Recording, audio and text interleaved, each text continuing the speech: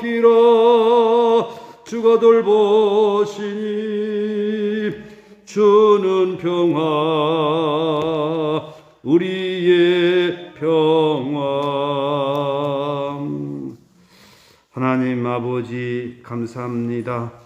오늘 민속 명절을 맞이한 오늘의 새벽 미명, 주님 앞에 나와 예배하며 하나님을 더욱더 높여드리며 주님과 함께하는 삶이 진행되게 해주시는 것 감사합니다. 우리 일생이 주님의 품 안에 안겨서 주님의 사랑을 느끼면서 주님 뜻 가운데 살아가는 참된 그리스도인의 삶이 되게 하여 주시옵소서. 오늘도 예배를 통하여 하나님께 영광 돌리고 저희들이 큰 은혜의 시간 되게 하옵소서. 예수님의 이름으로 기도드립니다. 아멘.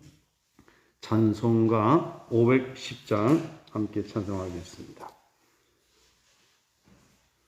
찬송가 510장입니다.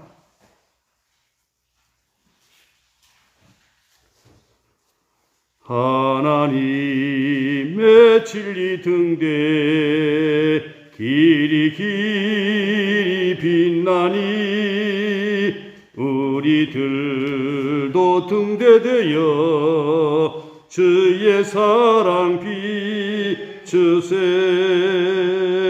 우리 작은 불을 켜서 험한 바다 비추세. 물에 빠져 헤매는 이 건져내어 살리라. 죄의 밤은 깊어가고 성난 물결 썰된다. 어디 불빛 없는 가구 찾는 물이 많구나. 우리 작은 불을 켜서 험한 바다 비추세.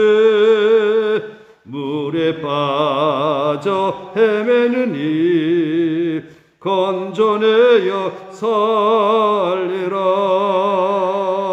너의 등불 돋우어라. 거친 바다 비춰라. 빛을 찾아 헤매는 이 생명선에 건져라. 우리 작은 불을 켜서 험한 바다 비추세. 물에 빠져 헤매는 이 건져내어 살리세. 아멘. 하나님의 말씀 에스겔 3장 1절부터 보겠습니다. 에스겔 3장 16절부터 보겠습니다. 에스겔 3장 16절부터 보겠습니다. 16절부터 21절까지 함께 봉독하겠습니다. 7일 후에 여호와의 말씀이 내게 임하여 이르시되 인자야, 내가 너를 이스라엘 족속의 파수꾼으로 세웠으니 너는 내 입의 말을 듣고 나를 대신하여 그들을 깨우치라. 가령 내가 악인에게 말하기를 너는 꼭 죽으리라 할 때에 내가 깨우치지 아니하거나 말로 악인에게 일러서 그 약한 길을 떠나 생명을 구원하게 하지 아니하면 그 악인은 그의 죄악 중에서 죽으려니와 내가 그의 핏값을 내 손에서 찾을 것이고, 내가 악인을 깨우치되 그가 그의 악한 마음과 악한 행위에서 돌이키지 아니하면 그는 그의 죄악 중에서 죽으려니와 너는 내 생명을 보존하리라. 또 의인이 그의 공의에서 돌이켜 악을 행할 때에는 이미 행한 그의 공의는 기억할 바 아니라 내가 그 앞에 거치는 것을 두면 그가 죽을지니 이는 내가 그를 깨우치지 않음이니라.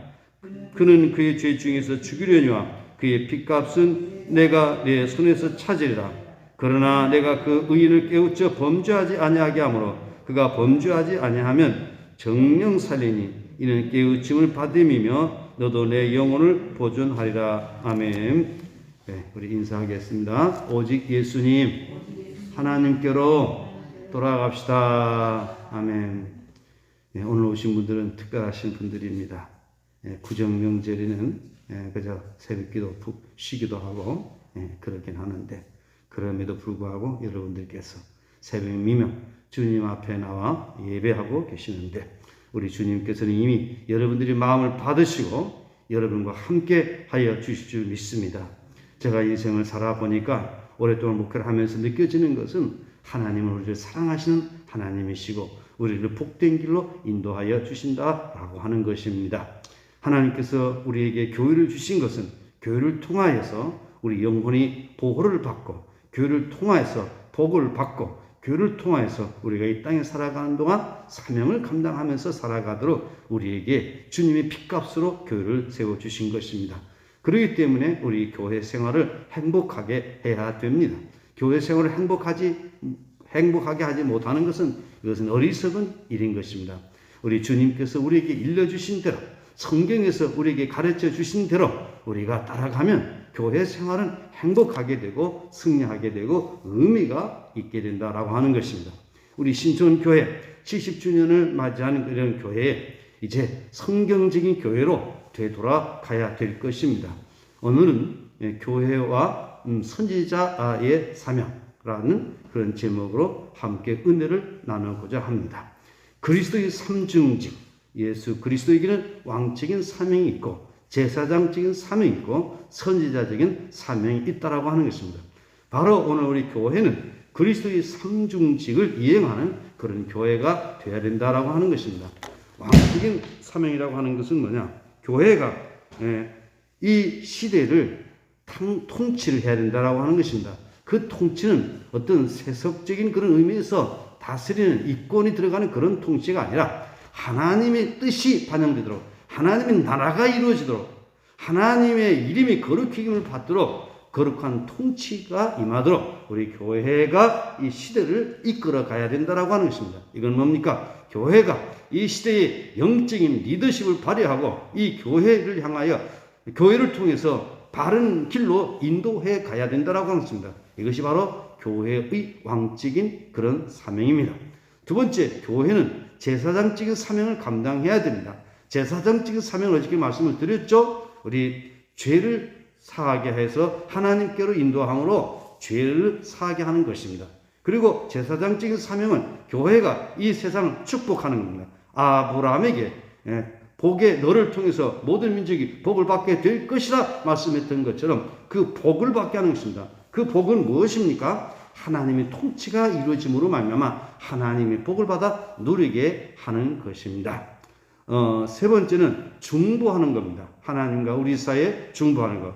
그리고 한 가지는 하나님의 말씀을 가르치는 것. 그리고 오늘은 교회와 선지자적인 사명에 대해서 말씀을 나누게 되는데, 바로 하나님께서는 우리 인간들이 죄를 짓습니다. 그리고 왕들을 세우고 또 제사장들이 세우는데 제대로 사명을 잘 감당하지 못하는 것입니다. 그래서 특별히 제사장들을 불러서, 선지자들을 불러서 하나님 말씀을 그들에게 주어서 하나님 말씀을 대언하게 한다라고 하는 것입니다. 아브라함도 선지자였습니다. 또 미리암도 선지자였습니다. 아브라함에게는 왕적인 그런 사명도 있고 선지자적인 사명도 있고 제사장적인 사명이 있었습니다. 또 모세의 초기는 그가 다스리면서 모든 제사장적인 것을 같이 했으나 아론에게 이제 제사장적인 그 직분은 넘어가게 되는 것입니다. 그러면서 사사시대가 가게 되면, 사사시대는 모든 걸 다 통괄하는 사람들이 바로 사사들이었습니다. 그리고 마지막 사사 사무엘을 통해 가지고서 그 다음에 왕을 세우게 되고, 그리고 왕들이 다스리는 그런 가운데 왕들이 제대로 일을 하지 못하게 되자 하나님께서는 선지자들을 불러서 말씀하게 한다라고 하는 것입니다. 다윗 왕 때에 유명한 선지자가 있었죠. 누굽니까? 나단 선지자, 또 갓 선지자가 있었죠. 그래서 선지자들은 하나님께서 특별하게 그들에게 말씀을 주어서 그 시대에 시대를 깨우치게 하는 사람이 선지자였다라고 하는 것입니다. 바로 오늘 우리 교회는 이 시대가 암울한 이 시대의 가운데서 하나님 빛을 비춰주는 그런 사명을 감당하는 교회가 되어야 된다라고 하는 것입니다. 교회가 선지자적인 사명을 감당하지 못하게 되면 그 집단 사회는 무너지게 되는 것입니다. 저 유럽이 왜 무너졌는지 아십니까? 교회가 선지자 사명을 감당하지 못한 것입니다. 정치, 이것은 세상 사람들이 하는 것이기 때문에 교회는 교회 안에서만 잠잠하라 라고 이렇게 하다 보니까 세상이 뒤죽박죽 되어도 전혀 방향성을 제시를 하지 못한 것입니다. 오늘 우리 대한민국의 교회가 지금 그런 위기에 놓여 있습니다. 제가 무슨 설교를 하면 목사님 정치 설교하지 마세요 라고 하면서 거부하는 분들이 있습니다. 이건 아주 잘못한 겁니다. 이건 아주 목회자에게 무례한 행동입니다.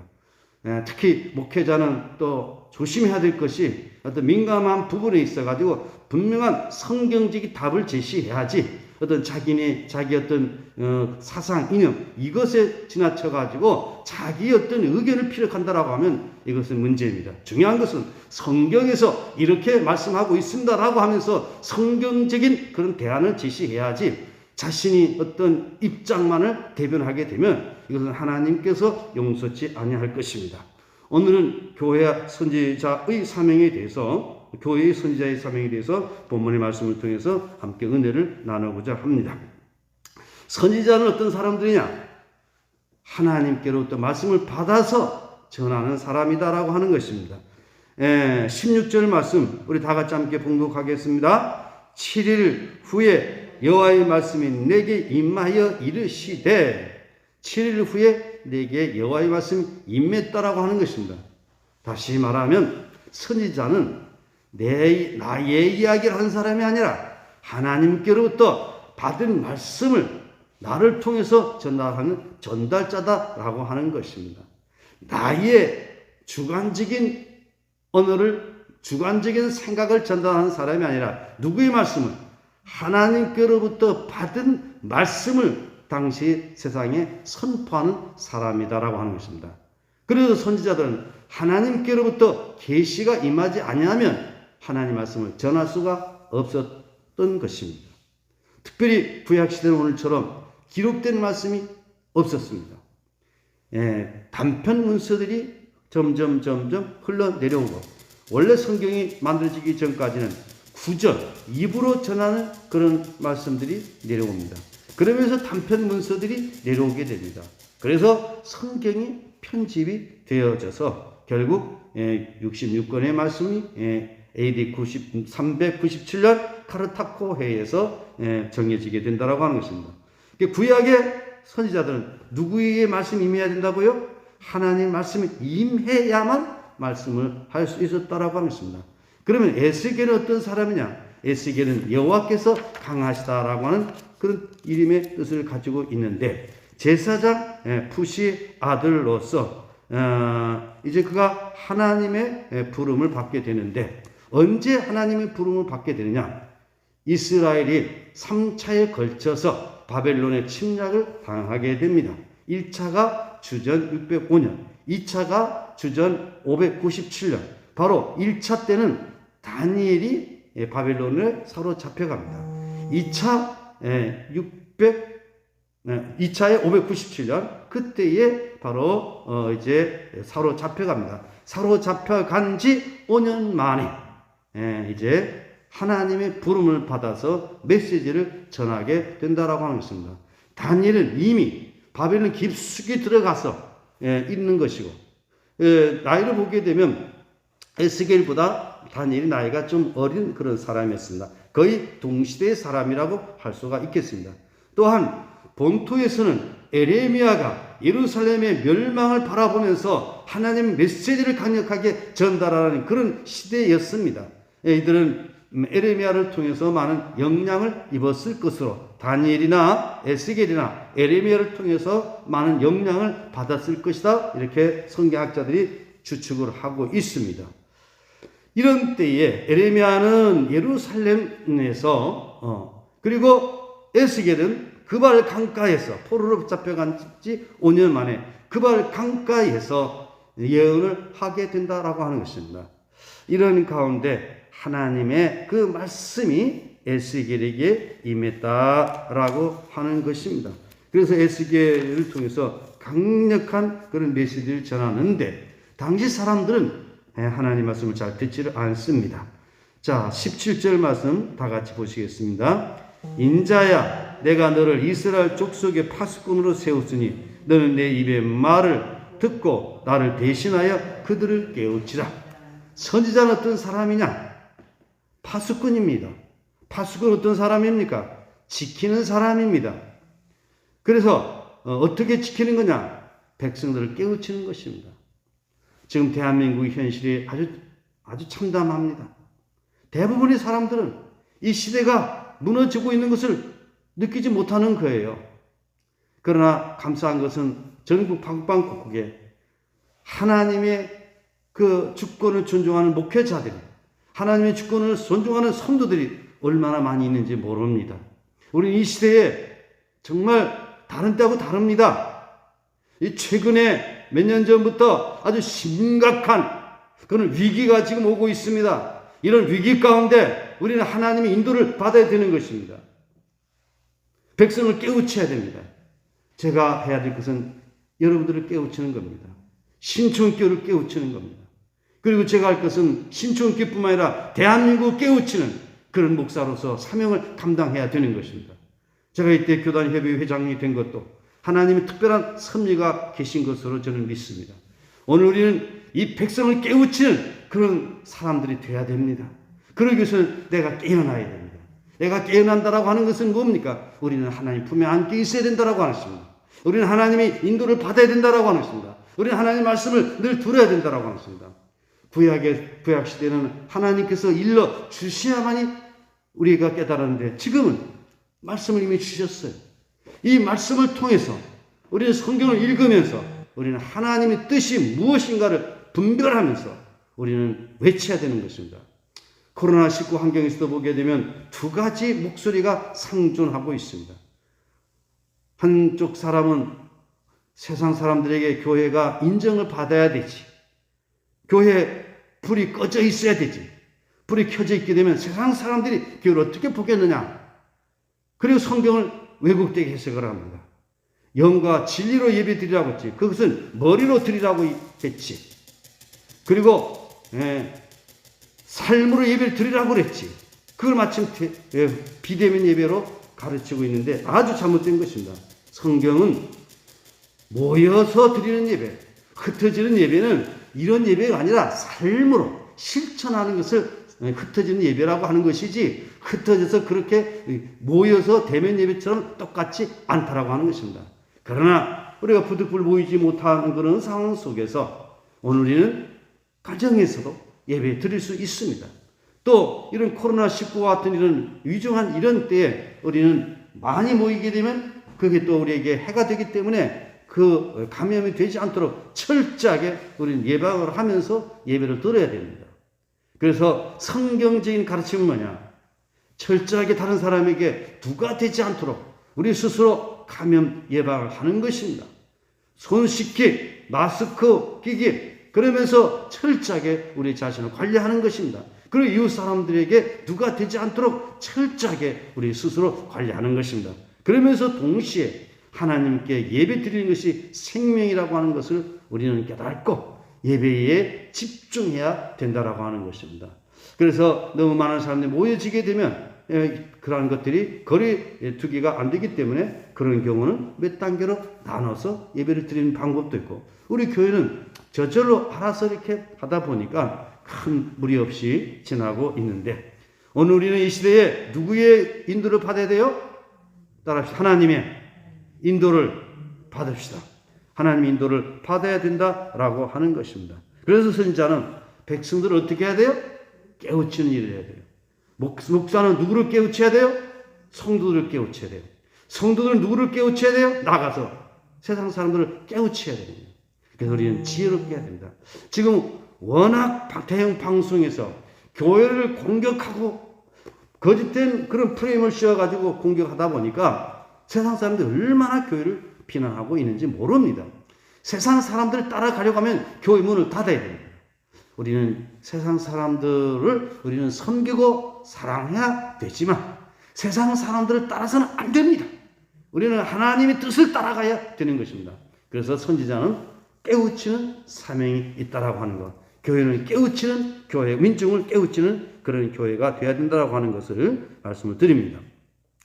18절 이하는 선지자들이 선지자의 사명을 감당하지 아니하게 되면 선지자들에게 주어질 하나님의 심판을 경고하고 있습니다. 18절 말씀 우리 다 같이 한번 봉독하겠습니다. 가령 내가 악인에게 말하기를 너는 꼭 죽으리라 할 때에 내가 깨우치지 아니하거나 말로 악인에게 일러서 그의 악한 길을 떠나 생명을 구원하게 하지 아니하면 그 악인은 그의 죄악 중에서 죽으려니와 내가 그의 핏값을 내 손에서 찾을 것이고. 정말 이 선지자들하고 하는 이 직분은 너무 힘든 직분입니다.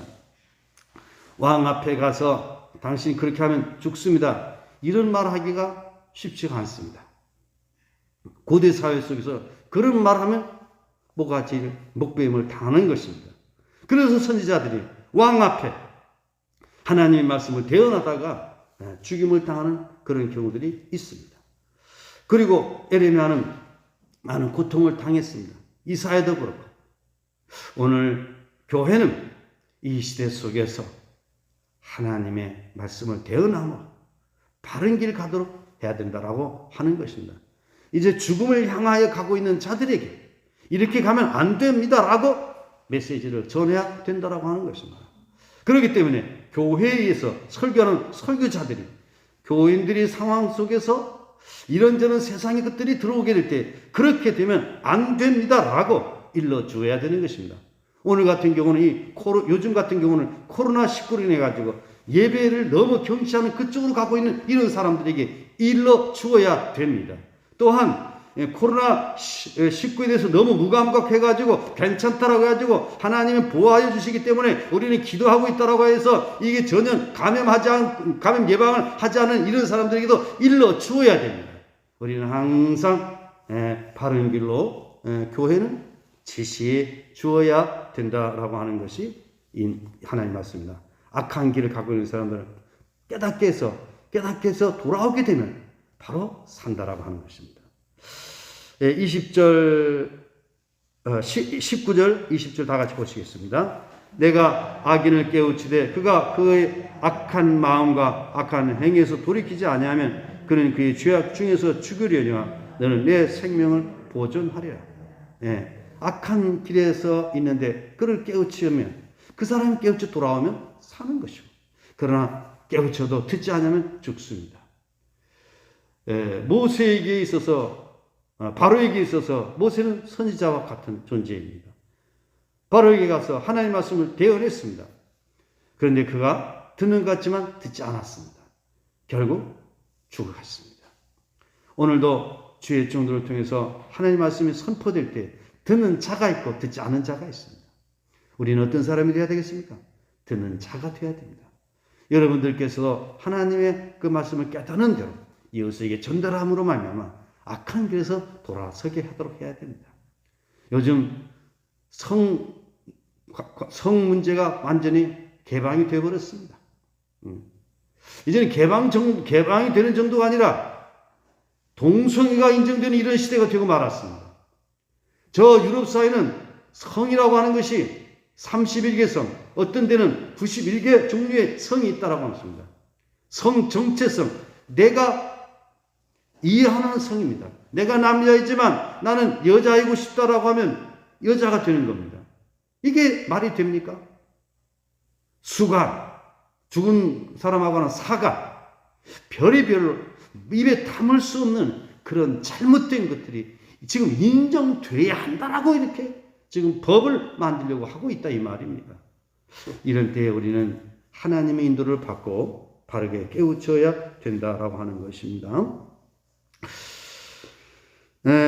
악인이 그의 공의에서 돌이켜 의인이 그의 공의에서 돌이켜 악을 행할 때는, 지금까지 내가 의롭게 살아왔는데 다시금 악을 행하게 되면 안 된다라고 하는 것입니다. 악을 행할 때는 이미 행한 그의 공의는 기억할 바 아니라 내가 그 앞에 거치는 것을 두면 그가 죽을지니 이는 내가 그를 깨우치지 않음이라. 그는 그의 죄 중에서 죽으려니와 그의 핏값은 내가 내 손에서 찾으리라. 예, 선지자의 사명을 말하고 있습니다. 그렇기 때문에 오늘 깨어있는 목회자들은 이 시대의 가운데서 이렇게 잘못되고 있습니다. 외쳐야 되는 것입니다. 그렇죠? 지금 이렇게 잘못되고 있는 이런 시대 속에서 침묵을 하게 되면 그것은 잘못하는 것입니다. 이 시대의 목회자가 해야 될 방향은 세 가지입니다.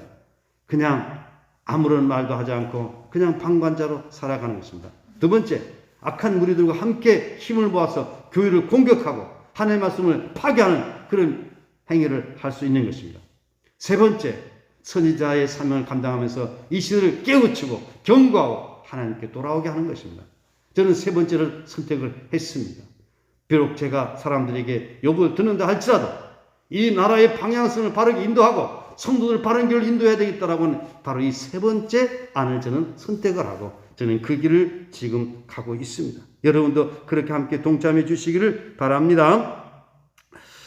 21절 말씀 우리 다 같이 함께 봉독하겠습니다. 그러나 내가 그 인을 깨우쳐 범죄하지 아니하게 하므로 그가 범죄하지 아니하면 정령 살리니 너는 깨우침을 받음이며 너도 내 영혼을 보존하리라. 선지자의 사명을 뭐라고 했습니까? 파수꾼, 깨우치는 자. 그리고 그런 사명을 감당하기 위해서는 누구에게도 말씀이 임해야 된다고요? 하나님께로부터 말씀이 임해야 된다고 하는 것입니다. 그런데 성경을 보게 되면 참된 선지자가 있는가 하면 어떤 선지자가 있어요? 거짓된 선지자가 있어요. 거짓된 선지자는 어떤 사람입니까? 하나님께로부터 말씀을 받지 아니했음에도 불구하고 평안을 말하면서 괜찮습니다. 문제가 없습니다. 그러면서 안심시키는 사람들입니다. 그런데 지나고 나니까 거짓된 선지자가 드러난 겁니다. 오늘도 마찬가지입니다. 오늘 이 시대 가운데 우리는 하나님 인도를 받아야 되지 세상의 인도를 받게 되면 무너지게 된다라고 하는 것을 명심하시고 하나님 인도를 받는 그런 참된 그리스도인이 되시기를 예수님의 이름으로 축복합니다. 깨우치는 것은 다른 사람을 정죄하고 죽이는 것이 아니라 누구에게 돌아오게 하는 겁니까? 하나님께로 돌아오게 하는 일, 깨우치는 일을 하는 것이 바로 선지자가 해야 되는 일이고 교회는 이 시대를 깨우치는 그런 선지자적인 사명을 감당해야 된다라고 하는 것을 오늘 이 아침 여러분과 함께 말씀을 나눴습니다. 기도하겠습니다. 하나님 아버지, 오늘 민속 명절을 맞이한 이때 새벽 미명 주님 앞에 나와 하나님께 예배하면서 교회의 선지자의 사명에 대해서 하나님 말씀을 나누었습니다. 오늘 교회들이 하나님 말씀을 바르게 대언하지 못함으로 말미암아 이 민중을 깨우치지 못하고 이 민중들은 왜곡된 잘못된 길에 들어서고 말았습니다. 이러한 때에 이 나라를 지키고 교회를 지키고 다음 세대를 지키는 파수꾼의 사명을 감당하는 한국 교회가 되게 하여 주시옵소서. 이런 잘못된 길에서 침묵하든지 또한 그들 악한 일과 함께 동조하든지 그렇지 않으면 선지자의 사명을 다하면서 깨우쳐야 될 이런 사명 세 가지 중에 하나를 선택해야 될 우리의 상황에 놓여 있습니다. 이런 때에 하나님의 말씀을 전하여 깨우침으로 말미암아 이 민족을 바른 길로 인도하는 이런 사명을 감당하는 아름다운 삶이 되게 하여 주시옵소서. 이 아침 새벽 미명 주님 앞에 나와 기도하는 저희들에게 놀라운 은혜와 사랑 부어 주시옵소서. 우리 신정욱 장로님, 박군자 권사님 주의 은혜 가운데 늘 강건하게 붙들어 주시기를 원합니다. 신천교회 역사와 함께 참으로 인생의 연세도 점점 이제 들어가는 가운데 있사온데 남은 생에 주님의 돌보심 가운데 늘 복된 승리의 삶을 살아가게 하옵소서. 자녀손들에게도 은혜와 복을 더하여 주시옵소서. 형광순 권사님 참으로 신천교회에서 권사임직을 받고 이제 은퇴하고 이제 점점 연세가 들어가는 가운데 새벽마다 주님 앞에 나와 기도할 수 있도록 인도하여 주시니 감사합니다. 세라 허락한 귀한 자매들에게 은혜와 복을 더하여 주시옵시고 그러나 가족들마다 주의 은혜와 평강이 더하여지게 도와주시고 모두가 다 주님 앞으로 돌아올 수 있도록 복 내려주시기를 원합니다. 박선자 권사님, 아버지 하나님, 많은 아픔과 눈물과 괴로움의 세월들이 있었으나 우리 주님 온전히 의지하고 주님 손 꼭 붙잡고 주님의 위로를 받으면서 하루하루 소망 가운데 살아가고 있습니다. 우리 주님만 바라보면서 온전한 믿음으로 나아가게 하여 주시옵시고 연약한 몸도 강건하게 하여 주시기를 원합니다. 흩어져 있는 자녀들을 항상 주의 은혜 가운데 보호하여 주시고 모두가 다 하나님의 품 안에 안겨서 온전한 믿음으로 살아가는 우리 귀한 자녀들 되게 도와주시길 원합니다. 어서서 하나님의 인도 가운데 늘 믿음으로 살아가는, 말씀으로 살아가는 우리 자녀 손들 다 되게 복 내려 주시옵소서. 우리 신천교회 속한 성도님들, 오늘 민속명절을 맞이하여서 코로나19로 인해서 가족들 다 모이지 못하지만 서로 격려하며 예배하며 위로하며 참 좋은 그런 명절을 보낼 수 있도록 인도하여 주시옵소서. 병중에 있는 자들에게 강건함 주시옵소서. 예수님의 이름으로 기도드리옵나이다. 아멘. 하늘에 계신 우리 아버지 이름을 거룩하게 하시며 아버지 나라가 오게 하시며 아버지 뜻이 하늘에서와 같이 땅에서도 이루어지게 하소서. 오늘 우리에게 일용할 양식을 주시고 우리가 우리에게 잘못한 사람 용서해 준 것 같이 우리의 죄를 용서해 주시고 우리를 시험에 빠지지 않게 하시고 악에서 구하소서. 나라와 권능과 영광이 영원히 아버지 것입니다. 아멘. 오늘 주신 말씀을 기억하면서 우리 교회가 이 민중을 깨우치는 그런 교회가 되기에